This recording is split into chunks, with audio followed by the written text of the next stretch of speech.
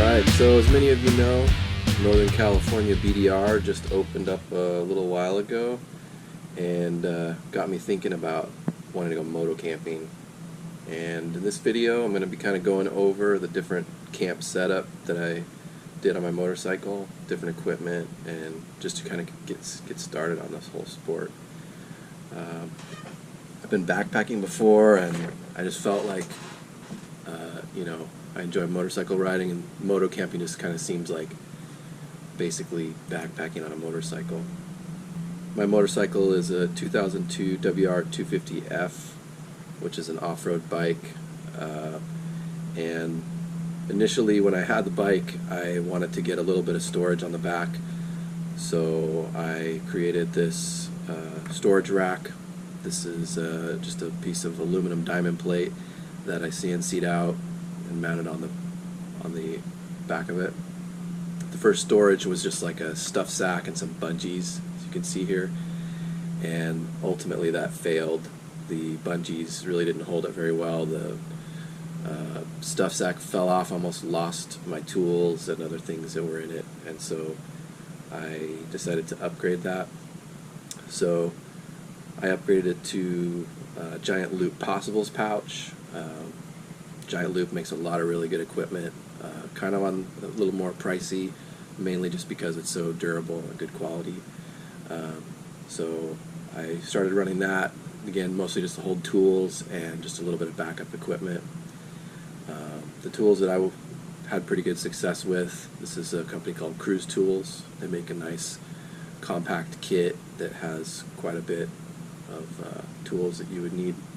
The other thing I started looking at was, if I'm going to go with soft luggage, that's going to be, I need to cover the exhaust pipe to kind of keep it from melting.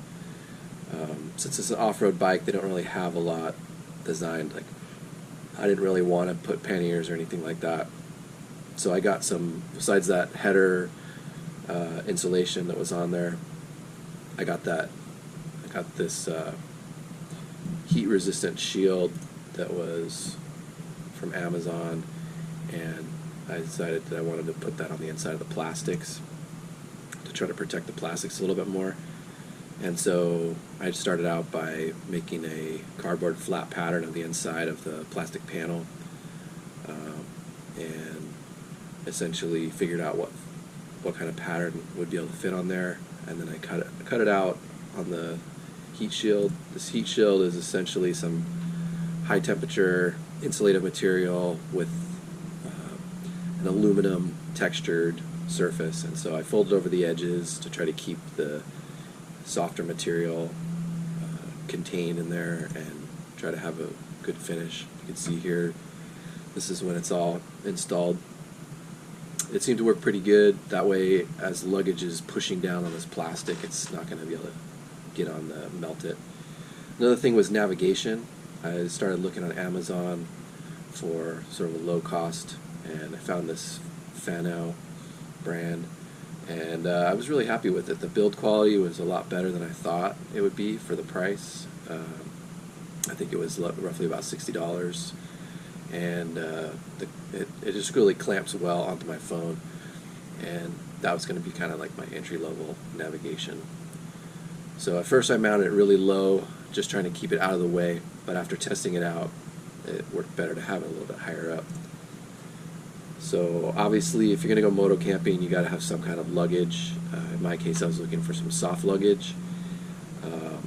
Giant Loop, Moscow Moto, a lot of really high-end stuff out there, but budget-wise, I really didn't want to spend that much, and so I was looking for something that was, maybe around $100. And I came across this company, Rhino Walk, that makes some different sizes. This is their 48-liter soft luggage. They have a couple smaller sizes, but I figured I might as well get the biggest I can, and then I can always cinch it down and make it smaller if I need to. It's all waterproof, basically just constructed kind of like dry bags. And so I started out just situating on the bike. I was able to strap it in with the Giant Loop Possibles pouch, which was already anchored to that top rack, It did come with these D-rings that I was able to find some places to mount. Normally you'd use those to go down to your passenger pegs or something like that, but since this is an off-road bike, didn't really have anything, so I was able to find some screws, figure out some rigging for the straps, and just kind of make it work.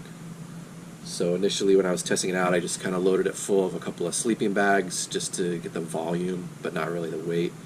I went on a few test rides, and ultimately it worked really well. It didn't seem too awkward, and the capacity seemed like it was going to be just right for what I was looking for. I was able to, it kind of cleared the muffler pretty well, so overall pretty happy with the build quality on it. I did read a few reviews where if you take a really hard hit on these, you might tear it, and so they were advising to bring some duct tape in case you get a tear or something like that in the sides.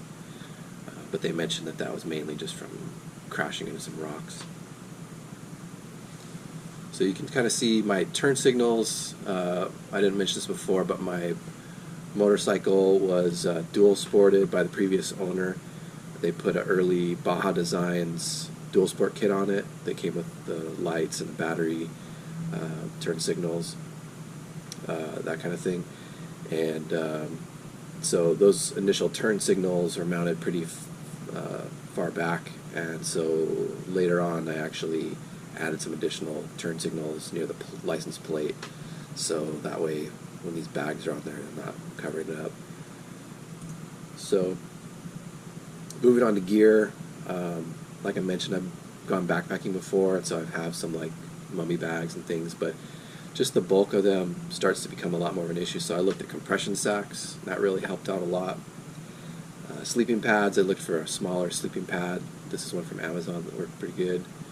And also tents. This is one called from Hike and Bike, again on Amazon. These images are the one person, but I went with the two person just to get a little extra storage space. And build quality on this is actually pretty impressed, and cost wise these are coming in at just a little over $100.